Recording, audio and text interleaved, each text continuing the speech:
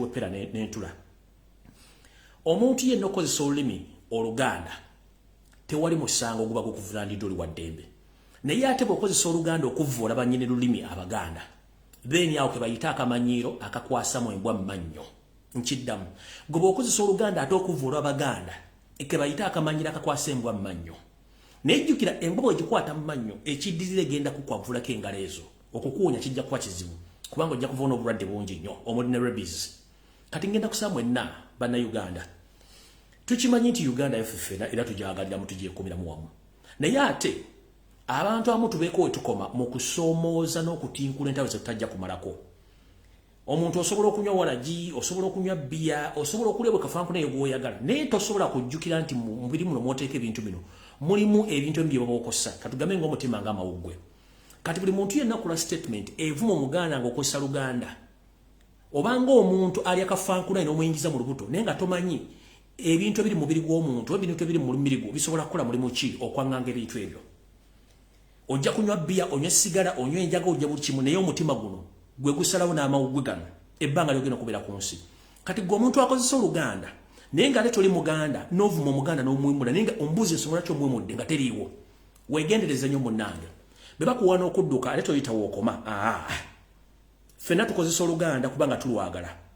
Naye ate akamanyiro bwe kanaasukka ne mutandika okukwata mu mbwa mmannyo. Embwa ekyokukola ekimanyi. Njala bakubiriza olulanga olugutakungula. Bambi ndowooza obanga oyagala kuvuma Omuganda, kiba kirungi nnyo okozesa olulimi lwo lwennyini lw'omuvumiramu nga tategedde. Kubanga ajja kuba aganta gundi yanvumye. Ne bw'okozesa Oluganda ng'ate Muganda gw'ovuma mu Luganda, kiba kitegeeza nti akamanyiro kasusse kalina okukoma. N'olwekyo ngenda bagamba kalowoozo kaaliro. Tukozese ku mitwe gyaffe, tulowoozeeko olw'olumu nti abasajja bano betuvuma balina mugaso ki mu Uganda. Abasajja bano betuvuma mu lulimi waabwe batulowooleza ki? Okusirika si busiru. Ate obutateeka bikola mu nkola tebuba busiru nabwo. Ebiseera ebisinga tugamba nti weepikiranga nnyo ky'onoomalawo. Bw'oneepika ennyo ku nsonga zotajja kusobola, oyinza okusanga obuzibu bujjako. Kati mwenna bakozesa olulimi Oluganda ng'ate muvuma Abaganda. Mbadde mbasa bwe kiba kyetaagisa mwandibadde mukozesa ennimi endala okuvuma Abaganda kubanga omuntu bw'omuvumira mu lulimi lw'ategeera oba omuvudde ate nga tasobola kuvumira mu lulimi lwo kubanga tamanyi ggwanga kimwokola kimwova. Naye ng'ate Uganda yaffe ffenna. Kati gwaliyo ng'okozesa olulimi Oluganda ng'ovuma Abaganda naye nga tolina nsonga lwaki bavuma, ekyo nno kiba kikyamu. Era mu kalowoozo kaaliro nga nfundikira mu kalowoozo ngende ku kigulalogi ngera bategeeza nti buli muntu mu Uganda wa ddembe okukola ky'aba ayagala kubanga ssemateeka akuwa obuvunaanyizibwa okulondawo ku ky'oyagala, okwogera ky'oba oyagala n'okukola buli kimu ky'olira ky'oyagala mu bulamu bwo kasita kiba nga kiri mu mateeka wakati. Njala kutegeeza bannayuganda basinga obungi ssemateeka wa Uganda atuwa eddembe okusanyuka, okulya, okutambula obudde bwonna bwe twagala. Tewaliwo kawairo kagala munnayuganda kusanyuka. Naye ate munnayuganda bw'osanyuka olina eddembe somehow okusirika oba n'obako ekintu ekikutte ekikunyiiza n'osirika. Naye ate oli wa ddembe okusanyuka nga bw'oyagala okusinziira ku kuggwe ky'oba olabye. Kino kivunulwa kitya? Kivunulwa nti ne mu ssemateeka yennyini akugamba nti oli wa ddembe obutanaaba. Naye bw'owunyirira oyo akuliraanye ate naye alina eddembe okukola ki? Okkunaaza ku kifuba. Kati bakulu mmwe ndabye mukulu gwe bayita Jeno Kayinde Otafiire ng'avuma era agireegerera Abaganda. Naye mukulu njala kujjukiza ekigambo kimu. Ekigambo kye bayita celebrating kigambo kinene nnyo era kirimu ebintu bingi. Tosobola gaana muntu kusanyuka ku kyabalabe nga kimunyumidde kubanga eyalina oda abeera Katonda. Gwe ng'omuntu sekinomu tolina wadde time egaana muntu kusanyuka. Let people celebrate if they are willing to celebrate. And those who are not interested in celebration, they are quiet. So those who are willing to celebrate, let them celebrate because they know what they are celebrating for. Plus, mukulu Kayinde Otafiire. Ate, bwe munaatula ku bantu mulema ate bapamira bupamizi kubanga muyina amaanyi muyina muntu.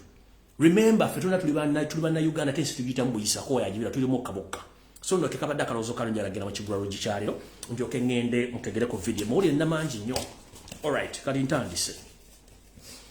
Ekigulalogi kyaliro njala kigende eri mwenna abali ku social media nammwe abavuddeyo okuwalampa n'okuvuma buli muntu yenna eyeetaagisa. Nzize butyo nga mbasomesa ekigambo kye tuyita buzabuza ofuge n'okubuza amawulire nga mulowooza nti kyakusanga. Kati olwaliro njagala mwotaagingira abantu bano wammanga. Njagala mwotaagingira famire y'omugenzi eri tumwine Liiso Ojja. njala mutagingire omusajja kubaita basajja misubba wa basajja mivule basajja bikokoma njala mutagingire Frank Gashumba njala mutagingire omukuru ono gobayita simanyi cha simanyi kisa kya Yesu njala mutagingire mwana gobayita Masse abera ku TikTok okwo njagala musomesa lesson to that tegere bulungi nnyo atenda mu marayigana njala musoke mu ekintu kimu mbasomeseze ekigambo kibayita diversion njala mukitegere. Diversion kwe kujja ku kintu ky'obadde oliko ne bakuteeka ku kintu ekiranga batadde ekintu ekira kikukisa obwongo. Nzize ngobera wiki namba nga noonyereza Museveni agenda kukola ki. Remember nabagamba nti Museveni asobola okulagira Janet najja bwereere ku social media ne bamuli coding nga alina amawulire gayagala okujjawo ekyabalimu okutegeera. Kati ono omusajja okujja obwe it's not a surprise.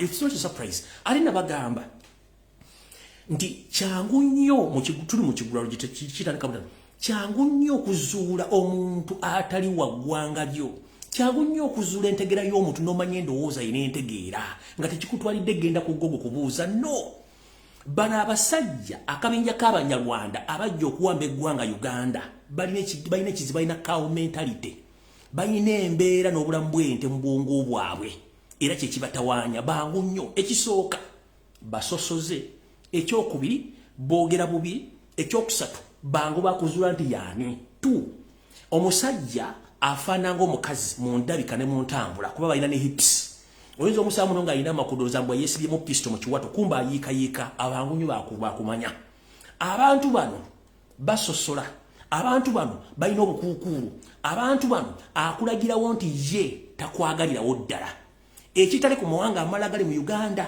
ye akulagirawo nti takwagala kati kyenjala mutegere nti abantu bano bangu bakuzuula ate bangu bakutegera waje basibuka ne bwaneetuma amanya simanyi yaani era omutegererawo nti ono ke kabinja k'abanyalonda kajja okuwamba eggwanga Uganda kati njala kabasomesa mu diversion yali musiko mutegere bulungi kyo kibayita diversion katugenze maaso munange lisomo jono katonda bwe yamututto mujjula amumbuze mirembe gye yamututte naye kati kuno okubajjukiza mu kigulalo njala basomesa ekigulalo gikyale mu kitegere kisookera ddala omwami no basooka ne bakweka omulambo gwe mujjukire ono omusajja bano abasajja baali baafadda kubanga ekisooka eritu mwine eriiso lye lyamusooka mu ggulu kati yagenze disangayo eriiso lya eriti munde lyamusooka mu ggulu kati yagenze disangayo so ono yali yagendako ekintu ekisinga obungi nga kyagenda dda mu ggulu just ng'akyali ku nsala emedde nga buno obuzimu obufuumula enfuufu mu bbanga kati eritu mwine eriiso lyali lyamusookayo dda mu ggulu nga lyagenda dda yeesanze bwesanze ng'alina okusanga eriiso liri so n'agenda ekirala omwami ono okuziika mwakulabye nga bwe nabagambye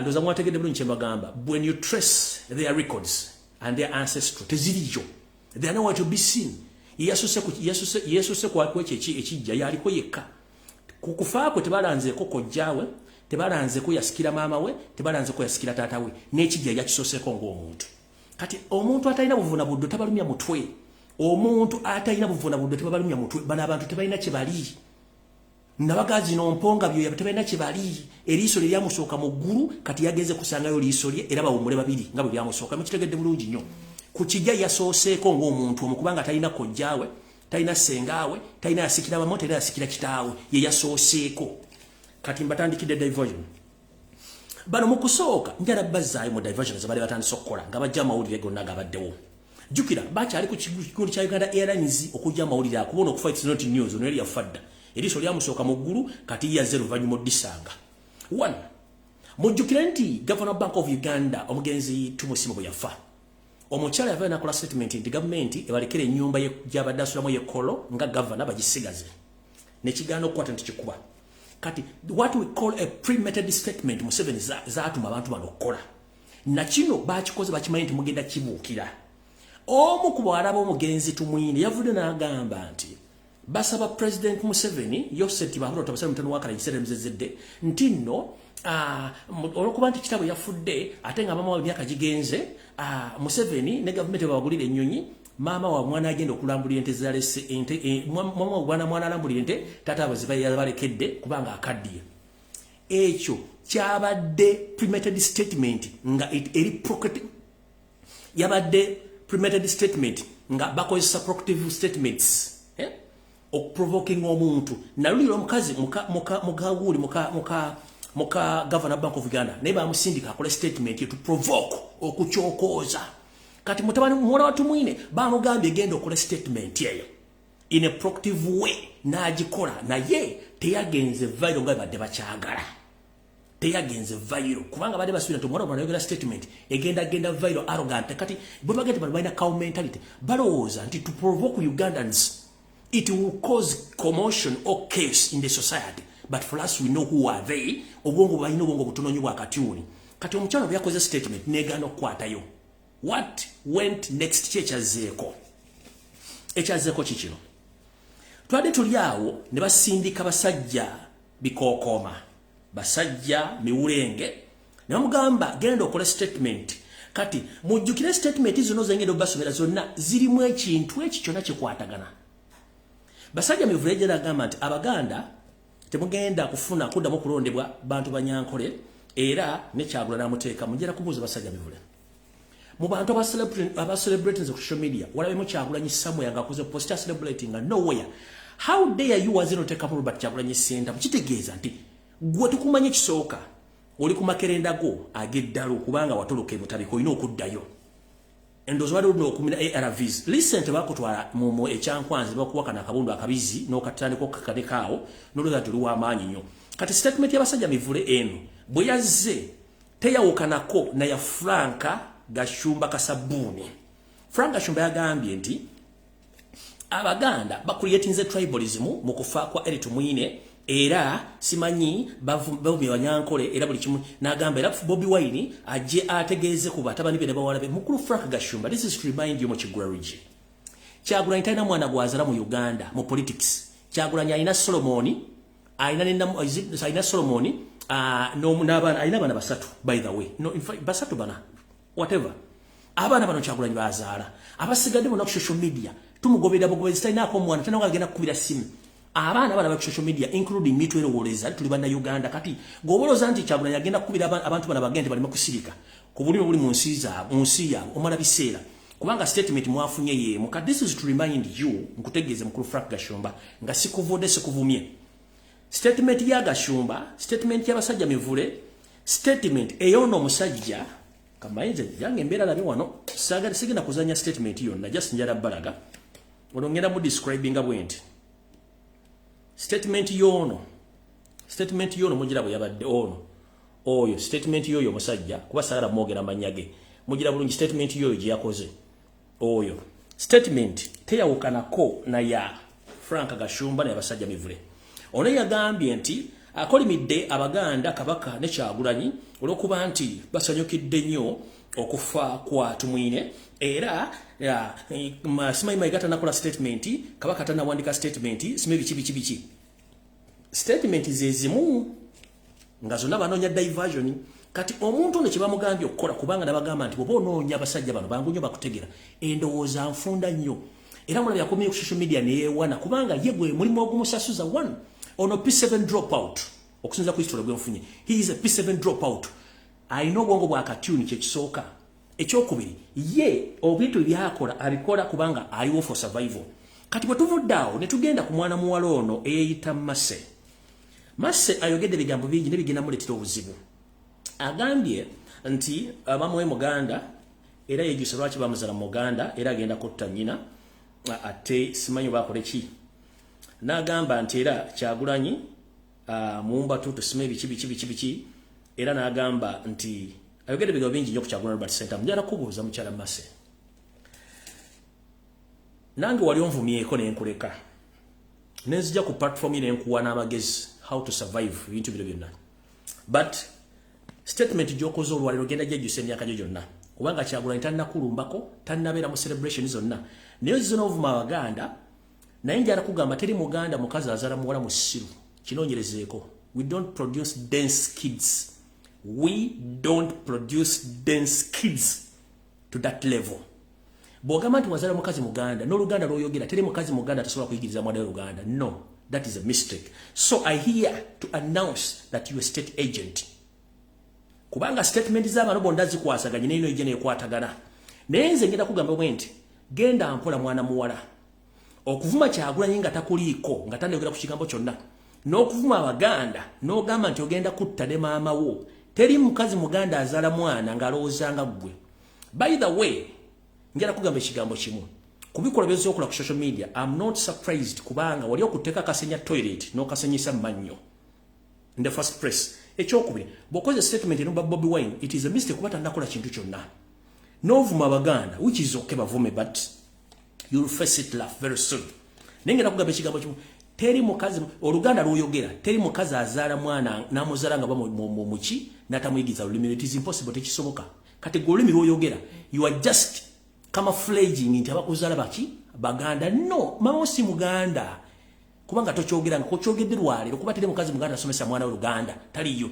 So ekyo kyoyogedde nze olwokuba nti manyi reasoning capacity yo ne mentality joined now, there is no difference between you and the other people who think like cattles. So now ndowooza yemu ku level eyo nengenda kulabula mulungi ogusembayo wegendereze nnyo bakutenda okudduka toyina woyita toyita wosula ebigambo byeyogedde olwalero ekyamu nnyo kubanga Kyagulanyi tannakulumbako basajja mivule Kyagulanyi tannakulumbako Flanga Shumba Kyagulanyi tannakulumbako mwenna tewali abalumbyeko mukozesa olulimi Oluganda okuvuma Baganda. Kati ngenda kugamba buli agala okuvuma Omuganda yena kozesa olulimi lwo oluzaalirwana. Kati ekyo nga kimaze era muwala gwengenda kugamba ekigambo kimu ku bigambo byoyogedde wano n'ovuma Abaganda mbusimayi bayogedde bingi ku social media. Njera kugamba ama tuyina ebigambo bino wammanga tugamba kyosiga kyokungula. Toyiza kusiga ssere ate n'okungula amatooke. Kati wano Baganda ngina basomesa mu kigulalo njoke nkiggalewo. Njala kutegeeza mwenna bana Uganda, including General Kaindo Tafire and the other so-called people who have been on social media abusing around Baganda, abusing Robert Kyagulanyi Ssentamu. Remove Robert Kyagulanyi Ssentamu in this commotion. Remove His Majesty the Kabaka of Uganda in this commotion. Remove Baganda in this nonsense commotion of abusing. It is a mistake. You can't abuse people who invited you and settled you in Uganda. Banyarwanda people, you were chased away from all of them from Rwanda. Even Banyankole chased you away. Banyoro chased you away. Batoro chased and you settled in Uganda. But right now you are abusing, killing Baganda on social media and everywhere. But we are quiet. Don't think that we're stupid. We're not stupid. Don't create what you can't manage. We know how Museveni do his things of divide and rule, but we are very careful. The reason as to why people are celebrating the death of Tumwine, he's among the people who hate Baganda because he's not a true Ugandan. And he was the first person who was buried at his graveyard. He created his own graveyard. He's the first person who was buried there. First and foremost, ask yourself why all Ugandans are celebrating. And this is to inform all the public that the people who celebrated more, those that are serving UPDF officers across the world and across the country, they celebrated more than any individual. And this is to inform you. Luganda speaking people, they are not Baganda only. No. Luganda as a language, lwogerwa abantu abasuka mu million ya 40 mu Uganda n'okwetoola ensi. So, bwembanga buvunana abantu kwogera Luganda bana mbayita Baganda, that is a mistake. No. And people, they are supposed to celebrate because they know what the late Tumwine did to them. Here's a mass. These are the reasons nsonga lwaki abantu celebrating okuva kwa Tumwine. 1. Tumwine abadde arrogant. 2. Tumwine abadde serial killer. 3. Tumwine is a tormentor.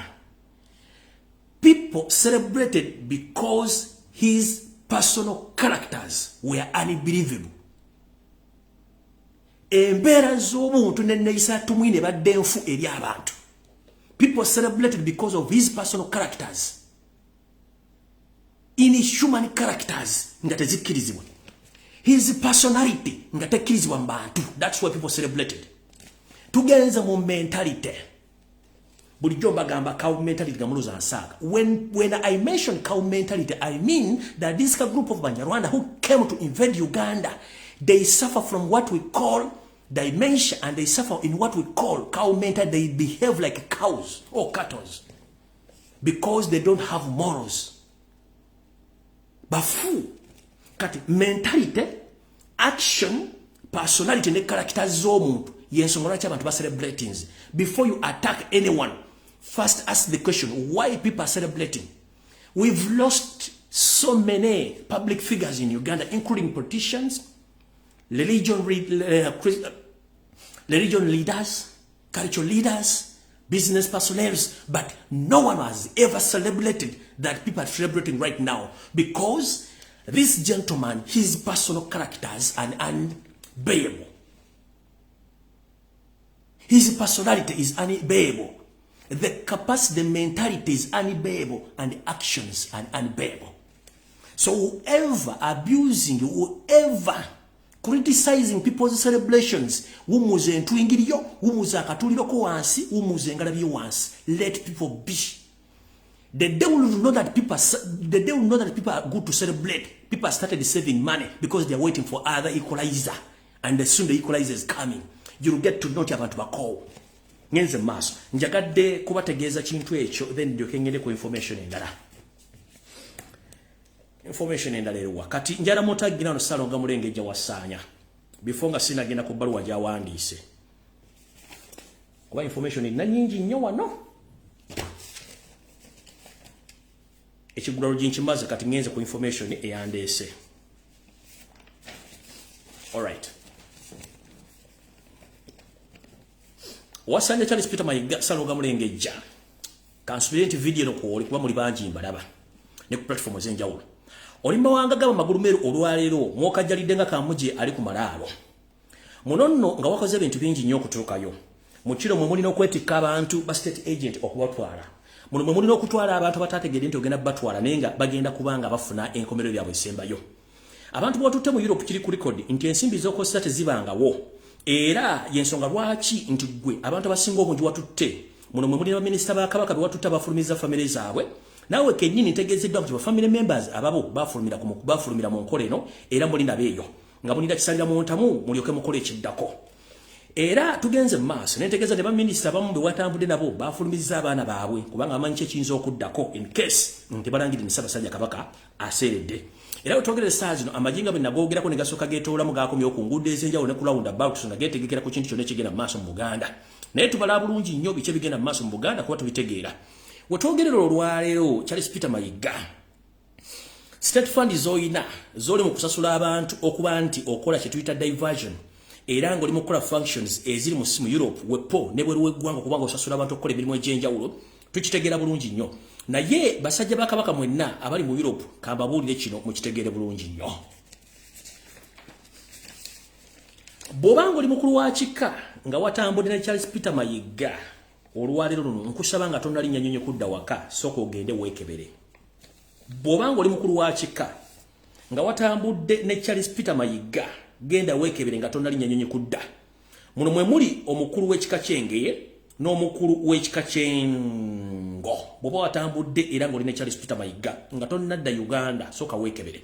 Nammwe abantu abagenza ne Charles Peter Mayiga abamu nga temunnadda Kampala musooke mwekebere embeera zammwe ez'obuntu lw'ensonga nti mwandibanga temukitegeera kigenda mu maaso na nkola ya Museveni kubanga ye bw'ati bw'akola ebintu bye.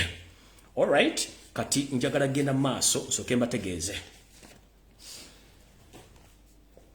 Ssaabasajja Kabaka ku lunaku olumu yavaayo Busimbalaala ku mukolo gw'omubulange Mmengo n'agamba abanja gavumenti y'omumpembe Yoseti Bahabulo Tabaserematano wa Kalekezi embalirira y'abaana n'abantu abattibwa mu kwekalakaasa okwaliwo.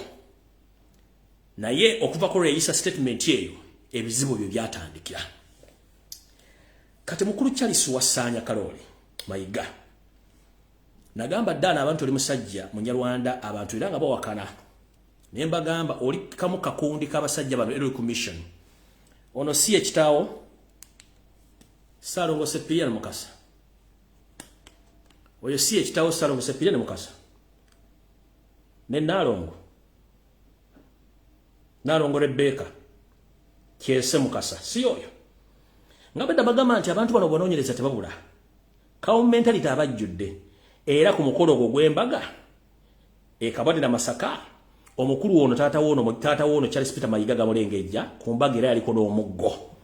Their symbol oba akabonero kawe bonna bana bakawo mentality muggo. The moment kastobola n'omuggo ng'omanya waje basibuka. Oyo Salongo Seppian Mukasa kitaawe wa Mayiga eyita Mukasa. oli ennaalo Rebecca Kyese Mukasa ndoze mbaga mugiraba gye baliko ne comment nga banga nti bantu babula kukwata muggo era omuggo gugo gwaliwo kwolwa kati owandiise ebbaluwa eno in the response kati njala kubuuza ebbaluwa eno nga bwe ntegeddeko okusinzira ku sources zange okubiddwa essimu owandika ebbaluwa eno ng'okonfamiga ekintu Museveni kyatambuza ekintu tribalism naye ffe tukulaba tribalism Museveni yagisinga ate era tajja kumalako nayo njala tegeeza bannayuganda omugenzi Eritu Mwine avunaanyizibwa ku mitwalo n'emitwalo gy'abannayuganda ddala abaganda mu Buganda abattibwa mu safe houses kubanga yakolanga operation mu safe houses zonna mu Uganda emitwalo giwere 10 egy'abaana abaganda mu Buganda abaafa owandiise ebbaluwa eno naye nga bukyanga lubanga lwa Mindi tovanga okukola statement kubuuza abaana abaganda n'abaana bannayuganda abaakawambe bukyanga tutandikira obufuzi wano nga Kyagulanyi azze bali luddawa era n'abattiddwa abantu bagobeddwa ku mutaka tobogerangako kubanga okulya Museveni tukimanyi bulungi nnyo okubiddwa essimu eno owandika ebbaluwa eno era ogisindika mu mitimbagano egy'enjawulo ng'otaasa mukama oyo Yoseti Babulota Musale Mutano wa Kalekezi ebadde bwete. Our attention has been drawn to the indiscipline exposed by Ugandans after hearing the death of our brother General Eritu Mwine on 25th August 2022. Various videos on different social media platforms, especially on TikTok, have been inciting many people promoting tribalism in disrespecting the current central government officials. Agandibwati. Nti ebbaluwa nagiwandiise ng'asinziira ku biki ebigenda maaso naddala Bannayuganda abali ku mitimbagano egy'enjawulo bakoledde bu video obusoomooza n'okujaganya okufa kwa Eritu Mwine okwabanga enaku z'omwezi 25 omwezi ogw'omunaana omwaka 2025 omwaka 2022 ng'okusinziira ku video obugenze ku mitimbagano egy'enjawulo naddala okusingira ddala ku TikTok nga bulaga nti bano abasajja n'abakazi abaliko bagezaako nnyo okusindiikiriza ekigambo kye bayita ekyokumalamu ekitiibwa n'okusindiikiriza obusosoze mu mawanga eri abakulembeze ba gavumenti eya Yoseti Babulota Musale wa Kalekezi zedde mukulu kansulete kiga kibata tribalism okimanyi kubanga wasomako oli munamateeka ate fun enough mayiga wasoma communication bakye tuyita mass communication no soma amateeka but I fail to understand your reasoning capacity to the extent that you can't differentiate between tribalism and celebration. Nobody has celebrated the death of Eritu Mwine basing on tribalism. No. People celebrating according to the characters and actions of General Eritu Mwine. So this letter was written basing on orders you got from 7. Stop fooling the Ugandans because you know the person who you're working for. To get the mass. No gamba, the Buganda Kingdom has come out to extend its apology to the family of the foreign General Eritu Mwine and to the UPDF family over its people who exposed the worth indiscipline due to the general death. Ogambye nti Bwakabaka bwa Buganda buvuddeyo okuwandika okwetonda eri family y'omugenzi General Eritu Mwine n'ekitongole ekyamagye ekya UPDF olw'olusibufu bw'empisa obulagiddwa mu kufa kwa General Eritu Mwine mukulu bukyanga lubanga lwa Mindi weekubye eggolo ne weewa amanda mu mbogo Ssalonga Mulengejja Obwakabaka bwa Buganda bakugwa mu 2016 ekyo kimanyi ekyokubiri General Eritu Mwine mu meeting yatuula eggulu nga bazza Obwakabaka yagamba it is impossible over his dead body yagana. How many functions of Uganda have you ever witnessed Eritu Mwine visiting Buganda or visiting Mengo? Gogambo yagana Buganda. When Kabaka came out to ask the accountability of people who were killed during the demonstration of arrest of Robert Kyagulanyi Ssentamu, what went wrong? Who apologized? Who apologized of the death of Baganda? Who has ever apologized? Before you wrote this letter, why didn't you ask your boss Museveni to tell his hooligan who came out and addressed himself to the public, condemning the Kabaka, your boss? Omusajja nalaga Buganda obwengula bw'amanyuma gwe n'owandika ebbaluwa ekisiru. Mukama bamukanamira, Kabaka bamuloga. Omusajja n'atulaga amakugunyu agataliko wadde lusalosalo n'abiteekamu ne Kabaka omulamba guno ve n'owandika ebbaluwa ekisiru. Munyarwanda gwe kiki otegeeza munyarwanda gwe? Kikyotegeeza munyarwanda gwe. Omusajja avudde n'akola video nalaga amakugunyu galinga ganvubu tegaliko wadde line n'akonamira Obuganda akonamira mukamawo gwe novuga nti Obuganda bwetonda kuki Obuganda bwakoze kuki Kabaka yavudde n'akola statement celebrating kuliko omumbeji yavudde n'akola statement celebrating kuliko omuganda yambadde atayabaganda celebrating Luganda is just a wrong language which used by almost 70% of Ugandans. So how do you write such a letter to the public? Buganda is apologizing. Bombo clad. Buganda is apologizing. How many Banyarwanda of your group have apologized to Baganda? Millions of Baganda were killed in Rural Triangle. Who has ever come out and apologized to Baganda? Kana kamanyino kakasuse banangi. Buganda yetonda. Kabaka yakoze statement celebrating. Kuliko omulangira yakola statement celebrating. Kulika yambadde ata ya Buganda yonna nakola celebration. Obo ino Muganda patrol gulanga celebrating. Because they are constitutional right to celebrating. Never fool a fool before a fool fools you. Mbwe lawyer and a politician and a journalist. You can't differentiate between tribalism. Negwe. Titles amotegera ne twakola losi. Twakola losi. Kabaka bamukunamidde. Omusajja najja kabina kamulinga kagundi kakanoa. Na kunamira kabaka namuteka mu video wachoge mu kamo kisa kisoke kyetondere kabaka. Uyo. Zena mu describe nze bwenti. Uyo. Na kunamira kabaka bwatyo. Video choga to nyimanyi tejeri. Video yoga to majeri. Na kunamira kabakao mukamao.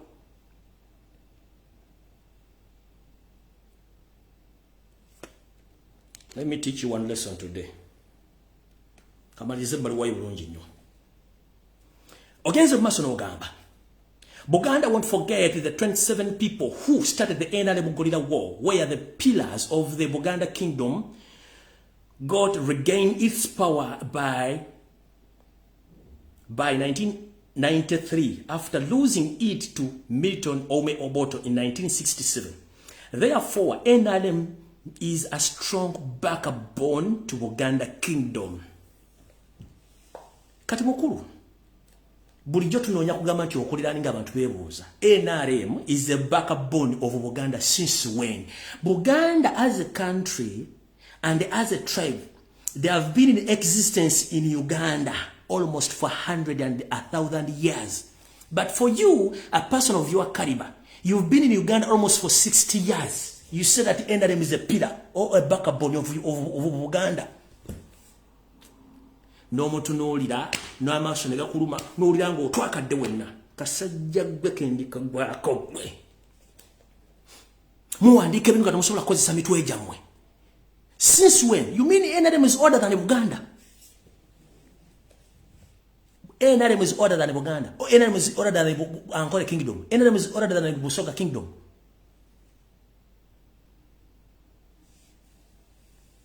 Mbe backbone. Who brought who? It's Buganda who brought Museveni. So that means Buganda is the backbone of this mafia state. Not NRM being a backbone of Uganda. Do you copy? Mubulire kujja biwojjolo na kuseegukira mu Buganda kudda mu office za Buganda kujjira mu biwojjolo na kwokya masiro. Sajja omukulu. NRM is the backbone of Buganda. If it wasn't his match as the Kabaka of Uganda already would be the second. Museveni yandibadde ali aluddawa. And this is to inform the public. This group of Banyarwanda which came from Rwanda as a refugee, they were chased away from Ankole region. They were chased away from Toro region. They were chased away from Bunyoro region. They ended up being hosted by Baganda, whom they are killing right now and whom they are abusing right now. They were just thoroughly. No one wanted to stay with them. Mwesimanyi backbone. Kwegana omutunuulira n'akulemesa n'okulya emmere. Omusajja omukulu mbuloya. Buganda should apologize. Nkulaba ng'okomyewo Kampala n'okola statement. Mwesimanyi we're going to make a statement again. Eri tumwine nga yayimira n'anga tigenda kuza bwa Kabaka over his dead body. Wale mulako mukolo gwa Kabaka gonna mulanga emengo mu lubiri. Wale mulabyeko. walabeko eritumwena ku mukolo gwa kabaka gwonna nkulaba ngokoze statement ogenze maso n'ogamba bote not reacting to General Eltumwene's death came after the Katikkiro Charles Peter Mayiga was overseas on the official duty. This to the Buganda people there, but soon after his return, he will call a press conference about this matter. Press conference. You went on Museveni's mission to silence Baganda about the mission of assassinating Kabaka. We know that. And you went to camouflage that you are loved by Baganda people. No, because we know you. You dare come out and make any statement, we shall engage you physically. You will pay for each and everything.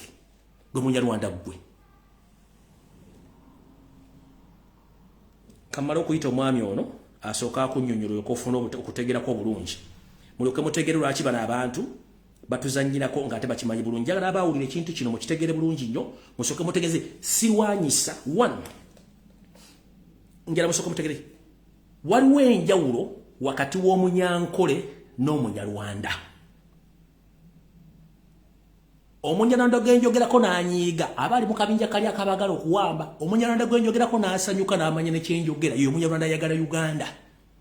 Kata kabinja kenjogera kabinja ka Museveni akajja okuwamba kali arroganti kubanga alina ogubaziise jjo talina kijja yasosewo ku kijja kye kibinja kyenjogerako. Kati bwebanga basosola Abanyankole nga mumwekwasa Abanyankole kati omwami ono simanyi kwali uno kwali njagala abannyonnyole mutegeere then nga sinagenda mu maaso okubawa information endala kuba njagala abannyonnyole mu dakiika 5 oba 6 abannyonnyole musooke mutegeere lwaki abantu bano balwana nnyo okusigala mu Banyankole ate nga si Banyankole kubanga nze nnwanyisa ekintu kye bayita Omunyarwanda yajja okusaanya eggwanga Uganda ne Buganda. Sebo oli otya Sebo?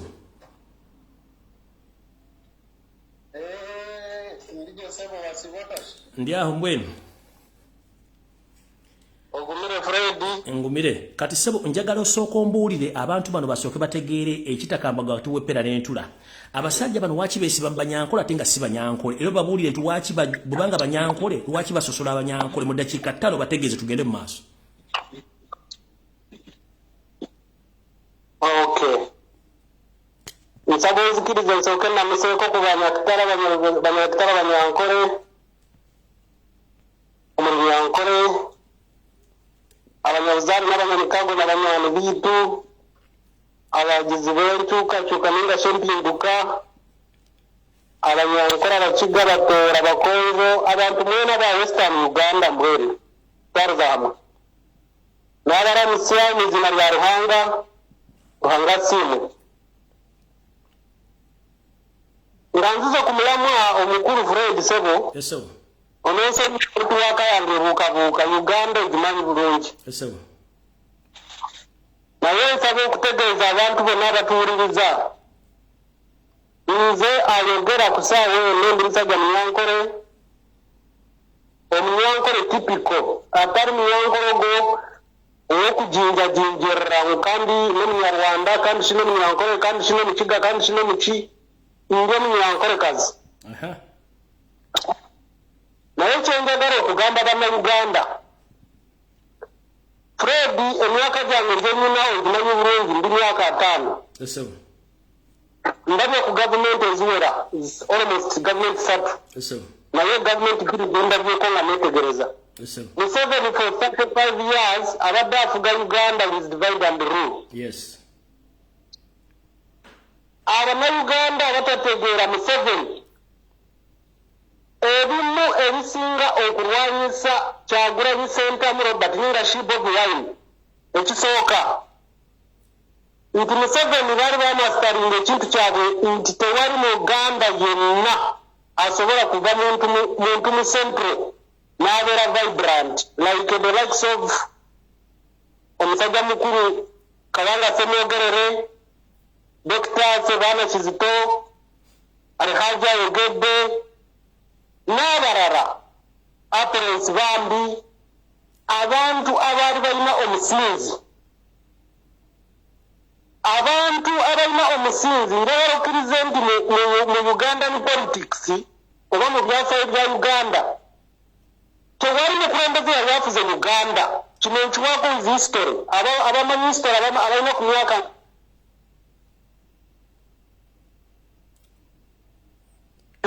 I'm sure this. Yes, sir.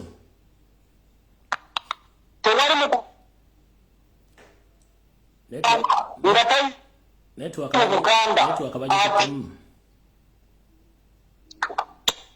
naye ompulira kati nkulira njagala ogende ku kinyusi kiri ekyono omusajja okwesiba Banyankole nga si Banyankole era owulira abantu lwaki basosola ate Abanyankole ligino kye njagala abantu bagala okumanya. Kakati kyembadde ngezaako okutegeeza ki omanyi ekizibu kyonna kwe kiva tekiri gamba nti abasanyukidde eritumiine nti be baleese obuzibu. Fred njagala nga bwekudde osomesa abantu bamanye Museveni yaani. Waliwo akatabo kayita akamakiveri. Museveni yasoma akatabo kamakiveri n'akakyusuruza. Ekyosookera ddala kkiriza oba gaana bannayuganda njagala bakimanye. Museveni ne gurupu ye si buli nti Munyankole Mukiga Mutooro Mukonjo omu Western Uganda ninga kimufumbira nti mugagga ewafa abantu Mwankole bakyanya amazzi n'ente. Fred mwarabanga kampeyini Bobi Wine ng'akuba kampeyini pulezidenti w'abantu ng'oraba enguuto amakubo nga tewali osegera. Njagala kukutegeeza puroguramu eno gye bakola ye ey'okutwala nti Abanyarwanda bo abajja mu Uganda babeere ba kitalo. Eyo Museveni gye batambuza ye mission.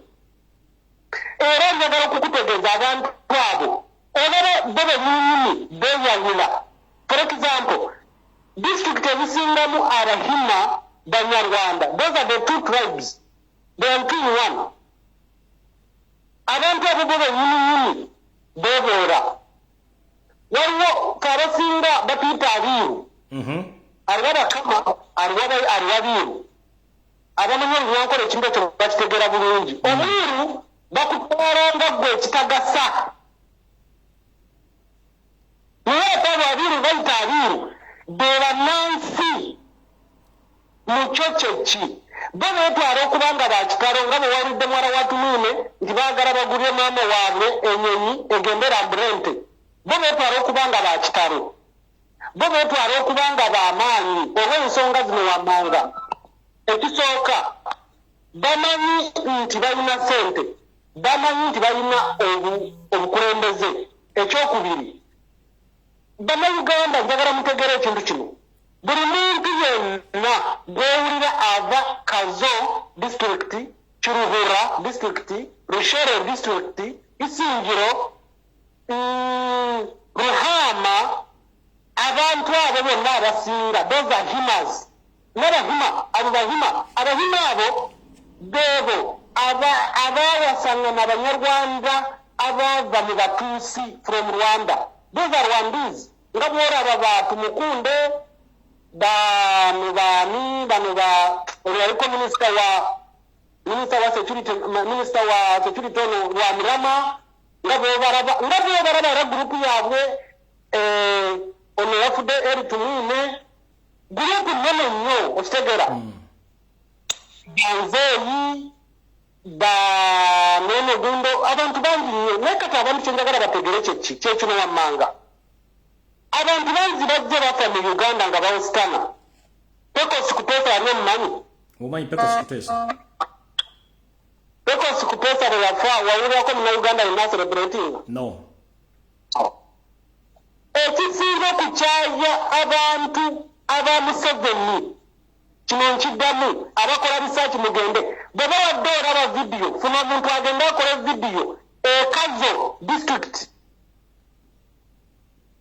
gye baziise eritumiine njagala bagende bakubuulire yazimbawo eddwaliro oya health center oba yazimbawo essomero. No. Bannayuganda njagala baleme kubuzaabuzibwa nga bwe nawulidde waliwo ekisajja ekyo ekisirusiru ekivumenya Bobi Wine ekyo ekigambo ekyo ekisiru bakiyitamu yivule ng'Abanyankole bayivu nnyo abanyankole balivu kinga abanyankole Kyagulanyi is a special man gifted from God. Kyagulanyi yarabirawo dda nti intermarriage it will be the future. Najja mwankole n'awasomu omunyankole kazi kandi atali omunyankole kazi oba okubiyita abanyankole betugamba abanyankole bebo ba Museveni Fred njagala okkiriza oba gaana nange naye amazima gali nti tewali munyankole mutuufu original westerners abakwekireza omu bugabe oba omu bukama ningashi olw'enzururu omuntu ng'oyo munyankole bamukonje oba mutooro ataasanyukidde kufa kwa tumwine lwaki ensonga zino wammanga arrogance okwemanya okwepanka amaryo obutemu Fred tumwine abadde akulira ekibiina ky'abatemu ekya safe house Uganda ina 39 safe house Mubende, Mutiana, Kampala, Wakiso, Mukono, Mbare, Mbarara, Byantonde, Rakai. 39 safe houses. When Kyagulanyi achari president, achari member of parliament, ojukira bagenda side z'ekyengera okukwata ku safe house ezo. Abakumayo ba shot and kill. They're not policemen. Shoot and kill. You order you. Abanyagana njagala banyoza video batera ku social media bajirabe. Ezo zo no safe houses. It was headed by Tumwine. Ugandans sibasiru okuvana ba celebrating okufa kwe. Abaganda mulina olugero lugamba nti ekiwora bakikwasa ngaro. Bannayuganda ekifo ky'okugenda kukubonera kuba emundu ku ssaawa eno kye balina okukola basaba Mukama Katonda waabwe. Njagala nnyo Kyagulanyi bwe bayogera nti nsaba Mukama ensi yange ekyuke mu mirembe. Situmanye beenakyuka mu mirembe oba by all means kuba tetwagala change.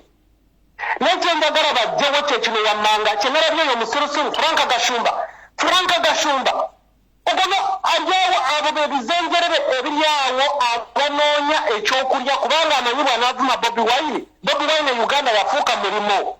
Eiza ne mu Europe nawa bonna bakimanyi bw'oba oyagala okufuna simpase bw'oba oli mubbi bw'oba oli mutemu bw'oba oli muyaaye bw'oba oli muki oli mwavu oli munaku vuma Bobi Wine bajja kuwaayo 2 bajja kuwaayo $5,000,000 bajja kuwaayo omulimo bajja kuwaayo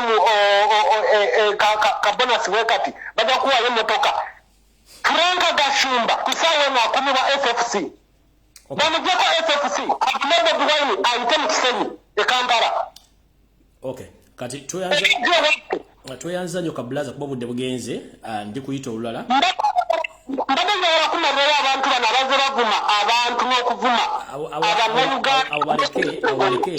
awaleke kyembadde gyali abantu bategeere nti bano abasajja abeeyita abanyankole ate nga basosola abanyankole olugino be baani kyembadde njalero kinyonyodde bulungi. Abo be bahima abeeyita abakama ife abanyankole indigenous westerners batuyita abiru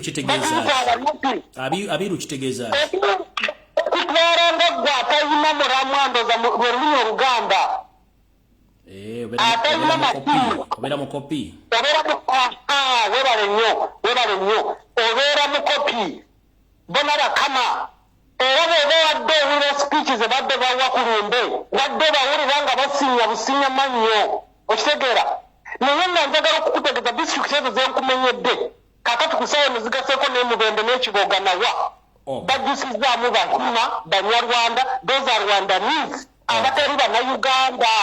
Tweyanza nnyo kabula era njagala abantu bangi mu Western Uganda bembracing enkyukakyuka ya Bobi Wine era abantu bangi bannayuganda basanyukidde ekyokufa kya Tumwine. I'm the one of them. Ne family yange nina abantu abasukka mu 10. We are happy, let him die. Everyone has it. Even me, I will be having my day. Ongati kwenda abantu bahemberera gw'abanyankole nga ninga saba nyankole ngubabere batashemerire nga abanyankole batasemerire abanyankole babakwaterire abanyankole banyigire tewaliwo munyankole yanyize nti abantu basanyusa olwa Tumwine okufa. Tumina Rabbe Yaganda Bantu. A police has the right to shoot. To shoot who? Nemukama ina amani okukutwala kasowa ngoli devo ngaye katika tulinde nara abagende basare musare ba Museveni ba Geneti anti ebigaye bizinde ringa bomb bona baza kugenda. Okay kale tuyanza nyo kablaza kale tata ndakwebaza naye nga nkusuubiza nti tewaliwo muntu alimbirira bwe babagamba nti nga mivura bwe yagambye nti abanyankole banyigidde Kyagulanyi oba banyigidde abantu b'omu Buganda njagala bakkirize Bobi Wine agenda kuba olukuŋŋaana ekaceeka enkya ninda si ekazo ninda si erushere waraba mu kampeyini Bobi Wine yayita erushere ewa Museveni yennyini gy'abeera Kiruhura district waraba ekyaliyo nga abantu bakuba mbooko temugendayo makiswaza abantu abo tewaliwo abaagala ng'abantu b'omwankolero twabagana mu 1985 okugenda mu lutalo lwabwe kubanga tubamanyi Fred nga kino sinakyerabira nindako katono abantu abo abayita bakama nindasa bahima ababanyankole ba Museveni balina ebintu bino wammanga baagala kuleetawo genocide mu Uganda.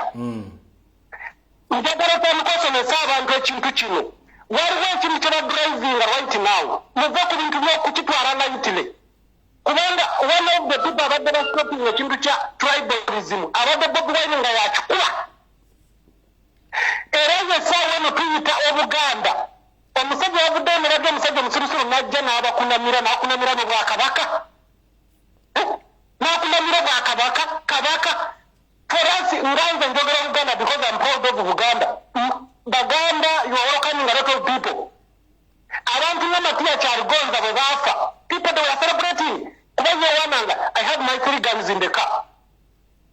Okitegeera kakati abantu bano badrivinga ekintu kya genocide ekyali Rwanda mu 1994 Museveni akimanyi bulungi yakuliyetinga kino kikino ekirala Fred Western Uganda erina miliyoni 9 plus ez'abantu naye yasinga n'ababaka mu parliament ya Uganda. Can you imagine nga Buganda erina close to 15 million people naye yasinga n'ababaka abatono mu Uganda mu parliament. Abantu bakozesa bwanga ne bategera kintu ekyo bajja kitegera tweyanza n'olwekyo njagala bannayuganda baveemu ebyokuwoza ng'abantu abanyampi wali omusajja twokuwoza ekigambo banyampi abo babasajja mivula abo banyampi basirusiru abo Franka Gashumba abo nabo nabiiru ne beekoma abakama yes baliyo babeesengereza babeeyogerezaako bulungi baagala kufuna kyakulya. N'olwekyo temugeza nze nkwadde ekyokulabirako oba ekyokusaba bwe baba bagamba nti MUP oba ningasi abanyankole baganya Abaganda njagala Bobi Wine bamuganda ekyakola omukuŋŋaana mu kaceeka Gimanyi stadium yambarra ngimanyi akola omukuŋŋaana Abaganda nti nyinayo meeting tewali tiya gaasi tewali amasasi olabe 10 zinajja enkya without even publishing for so long. Toyanza Jesse abo abasajja baagala kuleeta genocide mu Uganda bannayuganda njagala muzuukuke era abantu abali ku nkyukakyuka abalwanira enkyukakyuka yesaawa mugule amaaso kubanga abo abahima ababayita bakama abanyarwanda ba Museveni bo batandika genocide mu Rwanda nga balwanyisa Abahutu. Fred, you remember that? I remember that. Nga balwanyisa Abahutu kitwale mu kyetebe indigenous Ugandans okitegeera kati Kagame abatuddeko emyaka gigenda mu almost 30 kubanga ye group yemu era baraba group yemu bayaba bantu nyo bakomeri babeera boogeza busirimu parliamentarity okitegeera wawulidde omwana ozuukukotya olina okotya ku lumbe lwa taata wo nogamba taata afudde twalibadde mu baganda bange musonde sente ne mugula ennyonyi n'amagenda alaba ente. Can you imagine stupid person like that? Kale kablaza odako longi kankute muganda wange kale mukuru mbabo nonsonyi wa network ya Uganda n'ogimanya Fred nakwesenyereza otusasire onkamene mutaka Rugambura magara esenyereza ningimanya munonga webale munonga obusinge n'embabazi bana kale sawa All right. So you okuseka naye yabibisekeba. All right. Ndoza mukitegedde bulungi nnyo. Waliwo enjawulo wakati w'abantu abo. Munda Uganda origino go bayita omunyankole, go bayita omwiru oba go bayita omukopi. So we addressing abiru, not Museveni and his family. So nkiddamu, in Uganda as a country we are all unified and we love each and other person. We love each other. That's why for 62 years there is no tribal crashes in Uganda. So there will not be any kind of tribal crashes because Museveni is trying to create tribal crashes between the indigenous Ugandans amongst them, but it will not happen. One, we the Baganda in Uganda, we love all tribes in Uganda. That's why in Uganda you find each and every tribe settled in Uganda without any fight, any crash. So Museveni, whatever you are planning, it will not work out. Just come out publicly and say that we, the group of Banyarwanda, we are against the tribes, all tribes in Uganda. But whatever you are trying to insinuate, saying that Banyankore, no, you are not a Banyankore and you are a group. The original Banyankore, those ones you call the copy, the poor ones. And I'm addressing those poor Banyankore, not you, the foreigner.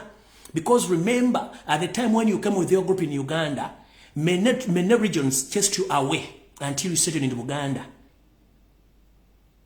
And if it was Baganda, you would have not been in that state house. So to wali chintu china chigenda kuleta genocide mu Uganda, mu Uganda kubanga tuyagala. Abanyankole tubagala, tuwasizzamu tubazaddemu, kati gwe ka tribal statement koko kola kovuga na zine embuzi zabitanga. Tekajja kukola.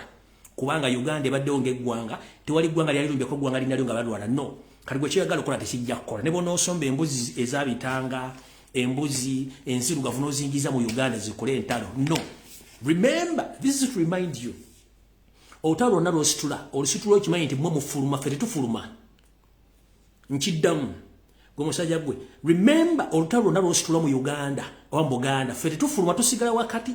Tuli mutima oba tuli mawuggwe tetufuluma. Gwe ofuluma ne babbi balino mwe mufuluma. That's why previously I told you muzimbe buli wamu mwagala. Naye everything will remain behind. So, mukozeseni twejja before you end up like other people. Use your head. Omuganda tajja fuluma, omunyankole tafuluma Uganda, omuto tafuluma Uganda, omuteso tafuluma Uganda, omunyo tafuluma Uganda, n'omusoga tafuluma Uganda, amawanga gasigala mu Uganda. Mmwe olwokuba muyina obubbi, muyina obutemu, mwajja kubba, mumugenda ofuluma nga mbuyita mbuyisi. And this is remind you. Let me state in English. Museveni, whatever you are insinuating, you are planning genocide amongst the tribes in Uganda, it is a mistake. Remember, we indigenous Ugandans, we love each other. That's why in record, there is no anywhere in record that there have been any tribal crashes between the indigenous Ugandans. It's not been written anywhere in history. So remember, whatever plan you are creating to bring genocide in Uganda, it won't work out. It's you and your family who are going to run, leaving the country. But we indigenous Ugandans, we are going to stay there because we were born there and we are Ugandans. So whatever you're insinuating, it won't work. We are Ugandans and we love each other. And we won't fight each other. So whoever on social media, moving around, abusing Baganda, using the same language of Baganda, please go slow. And I'm here to addressing the what? The original Banyankore. So those who are camouflaging that they're Banyankore, abusing Baganda, your cards won't work out. Stay where you are and stay awake. Because you don't know what you are playing with. Means a mass. I won't do.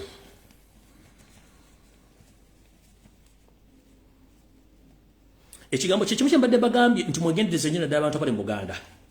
Mwawuliddeko akatambi akatambula ku social media nti bagenda gaba omukka ogufumbisa emmere oba gufumbisibwa okweyambisa okufumbibwa mu mmere gwe bayita gas. Njala tegeeza mwenna abasajja n'abakazi abali mu Uganda. Nadala mu kitundu kya makati ga Uganda kituyita Buganda region. Nadala mwena abaganda n'abasajja abaganda bawangale mu Buganda. Mwegendereze nnyo. Enteekateeka ya Museveni okutta bannayuganda tennasirika wadde yalowooza nti asinga kabakati Katonda okutegeera. Wetwogere essaawa zino bafumba olugezigezi okutandika okugaba gaasi mu Uganda mbu abantu bamukozesa okufumba naye gaasi ono butwa olw'ensonga nti laavu yagijjewo yabalemesa okubawa emmere mu lockdown atatu kwate gas amukuwe nga gas yenyini empty gas container oba tank egula wakati emitwalo 14 kwabye boteekamu gas bamutera mu kilo oyinza oteekamu kilo 5 10 okweyongera bujezi komo okweyongera lafu logenda okubalya ka gas tank kano nga kali equivalent ku mitwalo 5 eja Uganda Museveni yajja wala kole emitwalo 5 nagikwama oteekemu gas omufundise munju use your head mwenna bana Uganda abali mu Buganda mwegendereze nnyo mission ya Museveni eyokubawa gas ninga bawabutwa baba tasobola kuwa kilo ya bijanja nga kilo ya kawunga akwe gas equivalent ku mitwalo 5 use your head mukozese emitwe jammwe video baba gikwata mugenda gisa ku YouTube nchiddamu video baba gikwata gisa ku YouTube ngeri clear kati nchiddamu to all Ugandans NRM and Museveni they are planning a mass genocide or a silent genocide in Uganda, but mostly in the Buganda region, whereby right now he had used his NRM chairman RC1 village to village to supply gas tanks to local people. But this gas tank and gas is contaminated with poison. So his move, because we've been defeated in so many fields or in so many ways, through which he wanted to eliminate and to decrease the number of Ugandans. Right now, he's moving around giving out gas to indigenous Ugandans. But the move is to use those gas tanks, which are filled by poison, to be used by the people. In the time people are going to work, the number of people will be already dead in that mission. So, Ugandans, be aware. Don't accept that promotion or that giveaway of gas tank and gas across Uganda region, because that gas is contaminated with poison. So please, tanacha betaza ayagala batta busse kubajjawo ngenze maaso.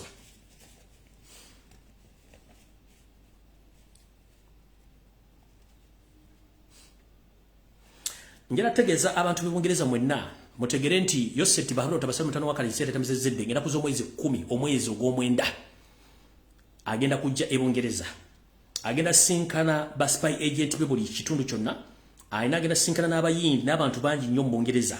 So ntegeeza bana Uganda mwenna bawangalya mu kibuga London n'ebitundu ebira mwegendereze nnyo omusajja ono ajja.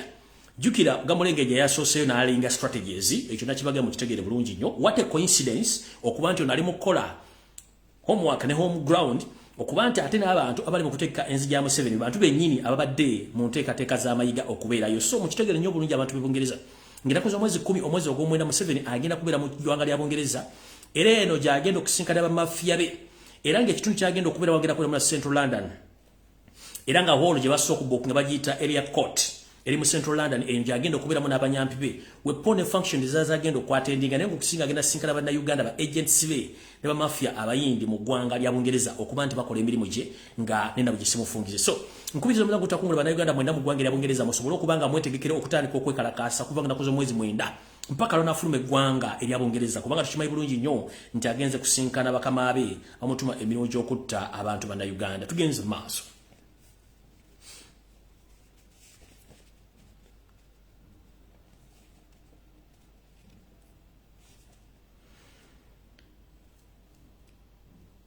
Mwenna bannayuganda abawangala social media temwewuunyanga abakungu abamu Mengo batandise okubagamba nti balwadde oba bali ku ndiri gye bujja katono era temwewuunya nnyo okulanga abakungu abamu Mengo government batandise okwogeza ekirimi eri mukama waabwe n'embeera ye ey'obulwadde. Muno mugenda okuba abakulu b'ebika baminisita n'abantu sekinnoomu okukyusa olulimi era teweewuunya nnyo okuba nti n'abamu ku bantu abavunaanyizibwa ku bulwadde bwa Ssaabasajja Kabaka ab'ennono be nayogerako nga nabo batandise okukyusa olulimi nkiddamu. Teweewuunya nnyo ng'abasajja n'abakazi batandise okukyusa olulimi ku mbeera ya Ssaabasajja Kabaka ey'ebyobulamu. Era teweewuunya nnyo ng'abamu abavunaanyizibwa ku bulwadde bwa Ssaabasajja Kabaka balina omujja be nayogerako nga nabo bakyusizza olulimi kubanga ssente zaayisinganyiziddwa mu mikono n'okutiisibwatiisibwa okw'enjawulo okutandika okwogera Olufalansa eri obulamu bwa Ssaabasajja Kabaka kubanga Mayiga omulimu agukoledde ddala bulungi nnyo era akimanyi nti omulimu akola bulungi nnyo. Tugenze mu maaso.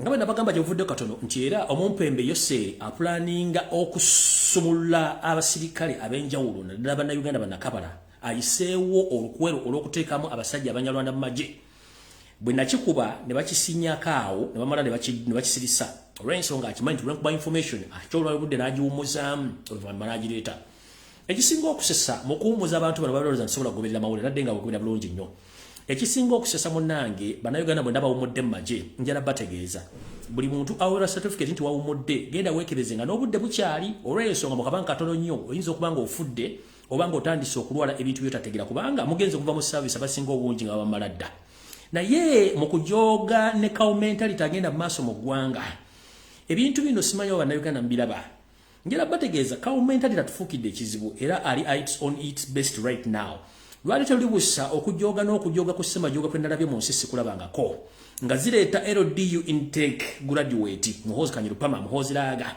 nga yeesinde busimbaalaala nga olumuli n'atandika okuba nti akola enteekateeka ey'okusiibula abasirikale bonna abavudde mu magye kino nno kimenya mateeka mu constitution ya Uganda muhoozi kanyirugaba talina waateekeddwa kuyimirira wadde okusiibula abasirikale abadde mu magye amateeka gasoma kati nti omuduumizi w'amagye w'oku ntikko bw'aba tasobodde kubeerawo at least minister akwasaganye bw'okwerinda abeerawo oba gwe tuyita CDF lwakiri abeerawo naye olw'okuba nti kaumentality etawaanya abantu bano n'okwagala okweraga nti balina olukusa n'amaanyi bakozeseza omukisa guno okuleeta LDU intake graduation muhoozi kanyirugaba okuba nti yasindika abantu bano okubasindika bave mu magye nga bawa empapula zino n'ensobi endala yakoleddwa bano abasajja bagamba nti obwongo bw'ente bubatawaanya era yayimiridde katuuti mu constitution tateekeddwa kayimira ku lw'ensonga nti akatuuti kano aka court of arm kayimirirwako omuntu ayina tools of power yekka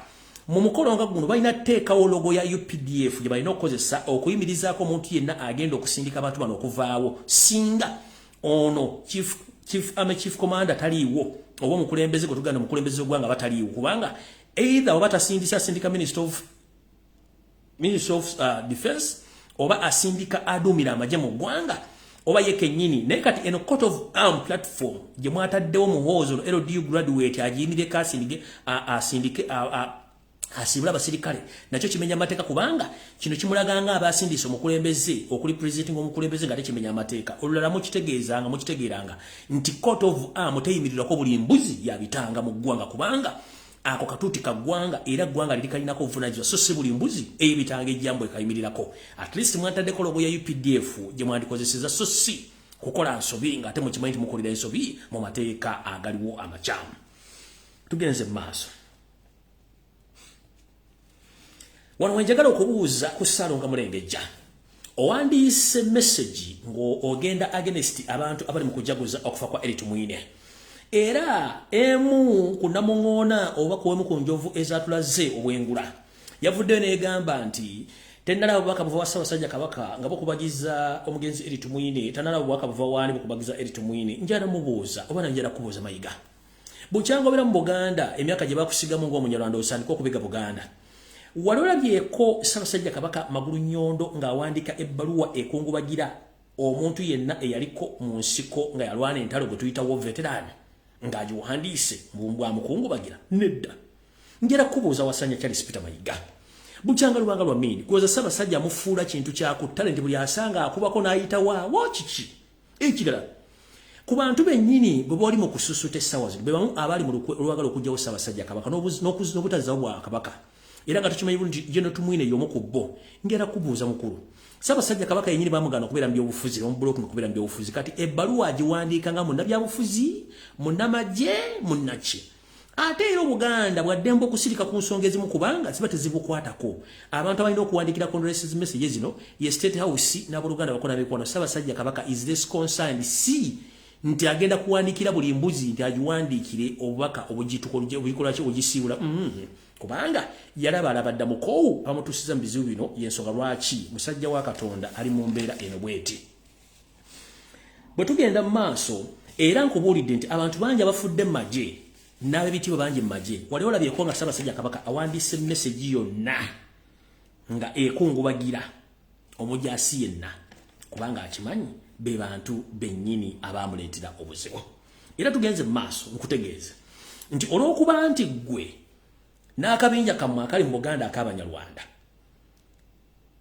baba gobe wamwe ne mujja mu Buganda ne bakingiriza ne mutuka mu Buganda buli kimu ne mukikola kati mutandise kwagala batta beddi za Buganda nenjera kubuuza soko webuuze gwe ebikolo emukola okutta Abaganda mubasasula okuba yabo batuuza omuli muloza Abaganda tebalina checkbox mubasobola kuwandiika kusasula kuddibwamu kubasasula mmwe abasasula essaawa zino njera kubuuza Josere mu myaka bwe mwajjira mu Buganda mwasooka ne mutwala olutalo omuwankole babagobayo era yensonga lwaki mulina obusungu ne futukwa ku Banyankole be muyita abiiru be mwagana n'okuddiza obugabe bwabwe mubasemba mazeebu mubagobye ku mataka abamu tebakyasobola na kusoma era bwe ntunulira enkwezenge eziri ku social media ezeyita abiiru oba Abanyankole oligino nga zivuma Baganda mbasaasidde temuvuma temukimanye muddeyo musobe byafaayo nga temunnavuma Muganda temunnavuma Munnayuganda yenna olw'ensonga omusajja ogw'omulwana musajja Munyarwanda eyagobebwa Mwankole n'obwakabaka obugabe n'abusaanyawo nga ye kennyini yayagala afuuke kabaka w'Abanyankole ekitasoboka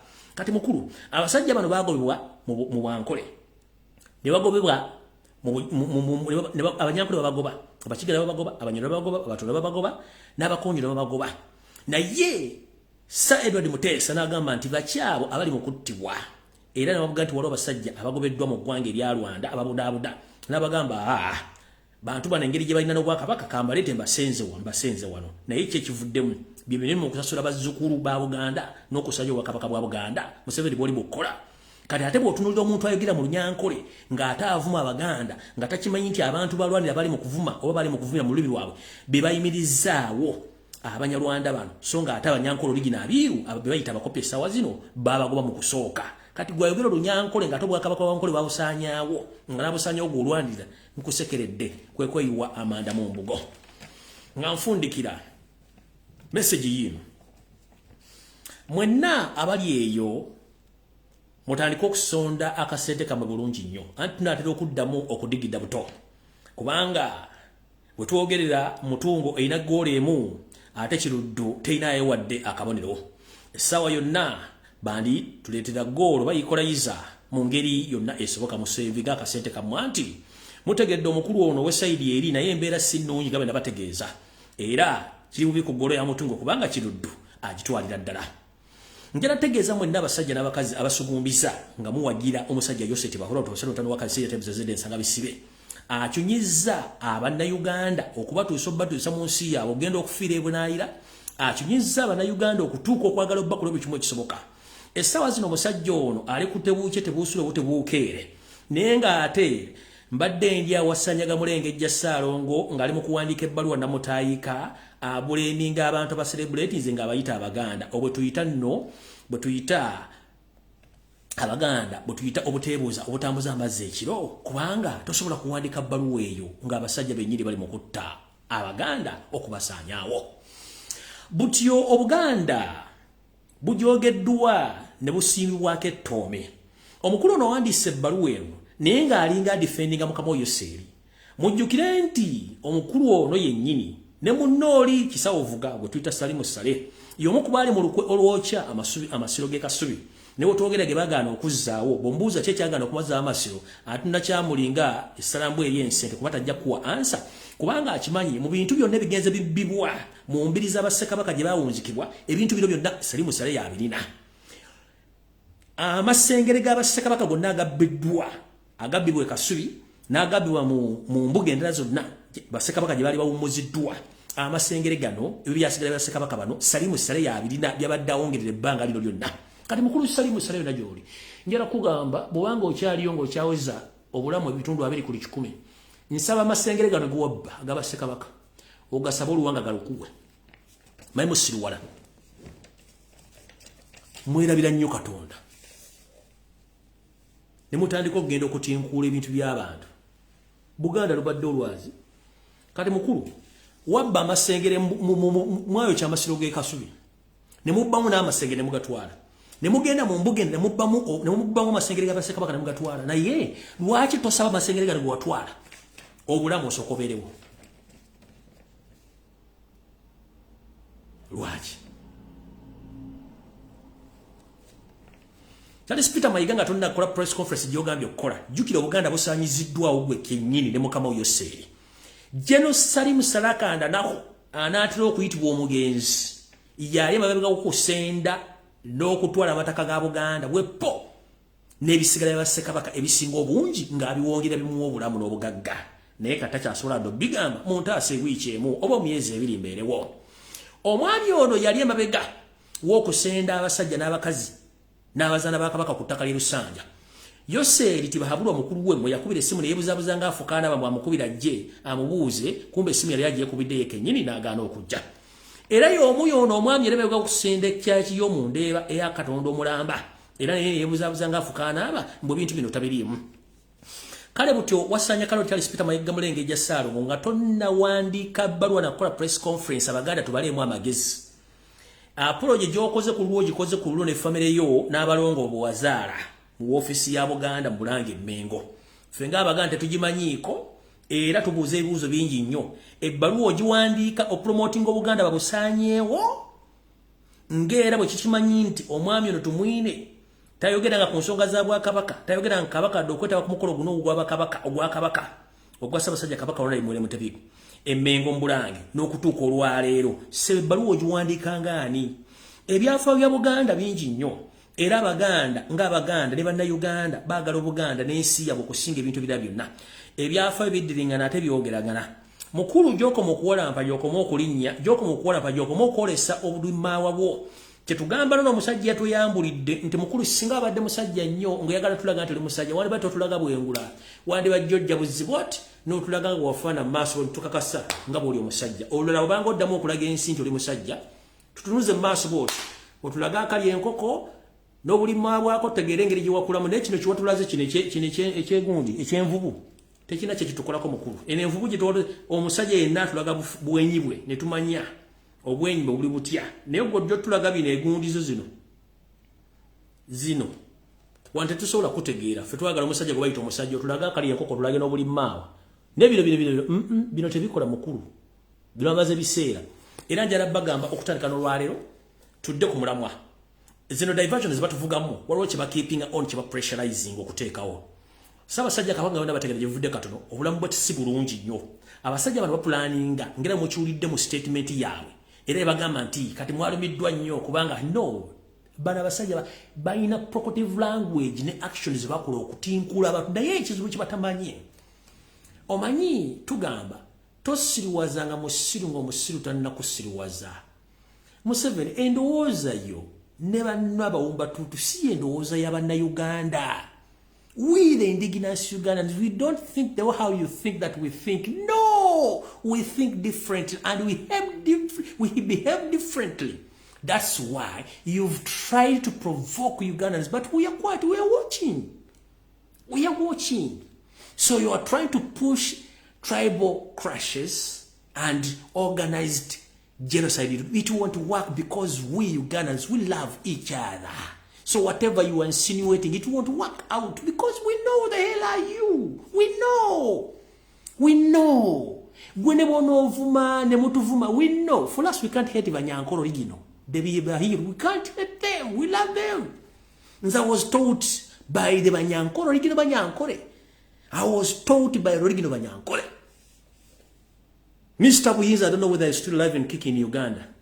Madam Turiamureva, I don't know who are still alive and kicking at Navagarika Primary School, so I know who are the original Banyankore. They are humble and easy. But you arrogantly, you are trying to insinuate that to bring genocide in Uganda, it won't work out. We love Banyankore, we love each other, we love the Batoro, we love the Bakonjo, we love. That's why everyone settles in Uganda. But what you are planning to do, it won't work out. Use those stupid people to abuse, but for us, we are here watching, mister. We know who the hell are you. For us, we can't work on your pressure.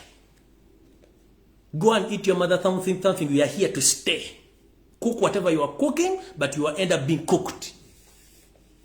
Cook whatever you are cooking, but at the end of the day, we are going to cook you. Hope you understand what I say. Yeah. You used to tell us to go and eat our mother something. You too go and eat your mother something. Whatever you're planning against Ugandans, we are here to stay. You will kill us in numbers, but we are here to stay. The more you keep on pressure on us, the more we get strong and we get know who the hell are you.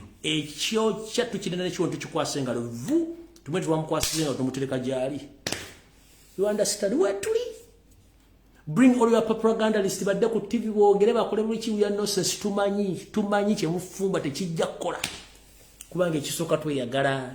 Yensongola kirwa munayibange munyankole oli mukiga ono mukonjo ono mukitunywa mwebwe mutunywa bia ye mutubira mu kati mwabere mu bukuku ne mwogero byalwa dala mu tutabuzabuza tubalaba. Ate kibaluma. Kati muri ka TV mulya mufe kinugu kibaluma. Mugambe embweno atenze ndi mbwa ziri ezasooka ziri embwe njizi zimbwa zitezisuwa okitegera ndi mbwa ziri ezitasuwa embwa nge wunjiriza okuva wano kilometers zisika wunjiriza ekijja kati yenze okitegera yenze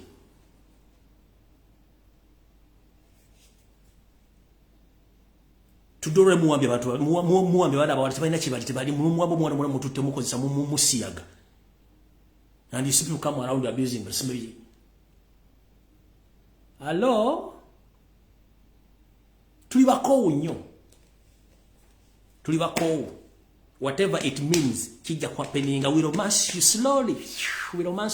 By slowly. We know how to handle such situation. We've been there almost. Our grandies have been there facing such challenges. But good enough for us, we can speak. Our grandies faced a lot of challenges because they didn't have any platform to share the information and ideas. But right now, for us, we have the information, we have the ideas, and we have the platform. We shall share the information until we romance you, and you will come. I'm telling you. Slowly, we shall romance you. You will come. One of your people is already down. The brother of yours, very soon, is going down, and the others. We shall romance you slowly by not using gun or anything. No, we know how. We know. I've told you. I was taught by the Banyankoro. Rigiro Banyankore to Yamureva and Muhumuza. I'd never get a primary school. The school which you demolished using Charles Peter Mayiga. And you are Salim Hos Kanyugaba. So in brief, I don't have history in education. Sasoma. Kubanga wanasomera mwana mwamenyao kati bikodiza ngera zijja. Mbasomera kundaba gika muganda kitoke kutumiddeko nnyo international boxer in US kutumiddeko nnyo obi wange.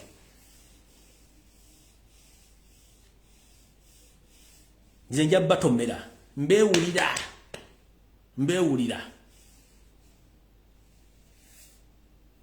Abansomesa Banyankolo ligino bamanyi ngeri gye beyisamu so si mmwe. Abakwate ngira soka nokola te ku ntebe. Bakwa mwayi gofuna butambala kyokula nti okwata butambala buno obweru jije kaluda wakandu wanko. Nogira wono kwate bitambala nogira.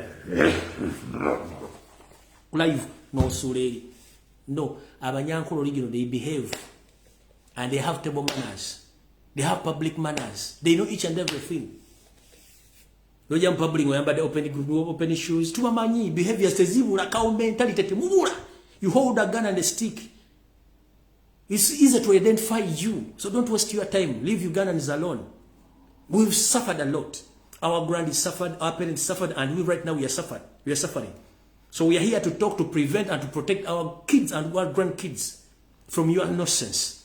You've destroyed the nation for 35 years. Your people get sick and being thrown out of the country. What happened to Uganda? You mean we can't build these hospitals in Uganda? The education system is dead. 90% of youth in Uganda are jobless, seeking jobs across the world. Investing money in getting visas, some end up being conned. You are the president. If you know that God doesn't consume pancakes, you would have left that office earlier. Because you are trying to place and to replace your son into that office, but it has failed because our mentality is full. Look within your circle. Look within your circle. All your daughters are dense. Your son, an LDU graduate, dense. You don't have anyone to replace you. Now you are bringing these 90 dancers, Maisujui, Ruabogo, the night dancer, the butcher man, who is selling human body organs. Who? From where? And I'm telling the public right now, look for Nobert Mao. Look for Nobert Mao. I think Nobert Mao, he went for Windows update. Yeah, according to my sources, Nobert Mao, he went for Windows update. So, Simanyi Nayenga, according to my sources, He went out for Windows update. But remember, I warned him sometimes that when you came near to Museveni, you end up being slaughtered. And this is to inform the public. Whoever interested in meeting Museveni, you'll end up being like those people. Because when you meet Satan, too, you become a Satan. But end up, Satan doesn't leave evidence behind. He will swallow you. You understand? When you get near close to Satan, you become Satan. But Satan doesn't leave evidence behind. He will kill you. That is Museveni. And I salute all police officers across the country. Thank you for serving your country and serving the people of Uganda. Please keep on serving Ugandans, because you know all the DPCs and the RPCs, all about Rwanda. For them, they're getting salaries, but for you, don't get salaries. So please, try to protect Ugandans, because you have a long way to go. And some UPD officers who still love their country, please, thank you very much for serving your country, but time is now. You should leave this country to be messed by these foreign Rwandese. I salute police officers and some active UPD officers and some all political activists across Uganda and diaspora. Thank you very much for demonstrating. Thank you for loving your country. For God and my country, bless you. I'm out of here. Mukama bankumira takumira ampera. Neriddewo. Tusinkano na kolala. Nayenga chamba mutegere ensi weeri etulaba atina mmwe balaba. So whoever using Uganda to abusing Uganda, you need proper Windows update. Nchidam. Whoever abusing Uganda, using Uganda, you need proper Windows update. Because you don't know what you are insinuating and you don't know what you are dealing with. For us, we are here, we are watching. Abuse. Process by process. Moja genda. Moja kule chabaito okuturuka. Museveni and Yoweri you are going to, anytime you are going to hear no kuturuka kwenyini, moja kule okuturuka. Mukumanyi.